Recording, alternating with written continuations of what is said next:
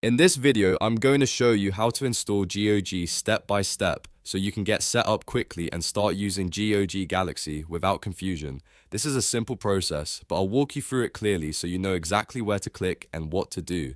If this guide helps you, make sure to hit like and subscribe for more easy software tutorials. Let's jump right in. First, open your web browser and go to gog.com. You can type it directly into the address bar and press enter.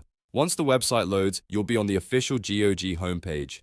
This is the safest place to begin because you want to make sure you're downloading the real GOG software and not a third-party copy. Next, look for the option that says Check GOG Galaxy. This is the section that lets you learn more about the GOG Galaxy launcher, which is the desktop app used to organize and manage your games. Click on that option to continue. After that, you'll be taken to the GOG Galaxy page. Here, look for the download button that says Download GOG Galaxy 2.0. Click on that button to start the download process. Depending on your browser and operating system, the installer file may download automatically to your computer. Once the download finishes, open the installer file from your Downloads folder or from the download bar in your browser. If your system asks for permission to run the app, click Yes or Allow to continue. The setup wizard will then appear on your screen. Now follow the on-screen instructions in the installer.